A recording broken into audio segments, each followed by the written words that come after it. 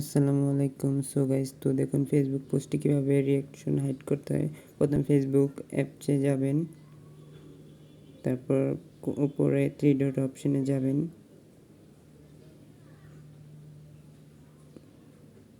Three dot option দিয়ে নিচে setting and privacy option দেখতে পাবেন, সেখানে যাবেন।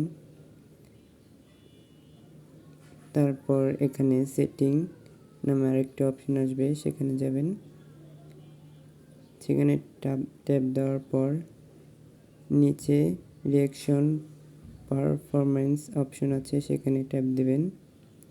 ট্যাপ দেওয়ার পর এখানে দুটি অপশন আসবে, অন পোস্ট ফ্রম আদার্স, এটা অন করে দেবেন, তাহলে অন্যান্য পোস্টের রিয়াকশন হাইড হয়ে যাবে। এরপর নিচে আছে অন ইউর পোস্ট, এটা অন করে দিলে আপনার পোস্টের রিয়াকশন হাইড হয়ে যাবে। এভাবেই দেখে নিন পোস্টের রিয়াকশন কীভাবে হাইড করতে হয়, এখান থেকেই শিখে নিন।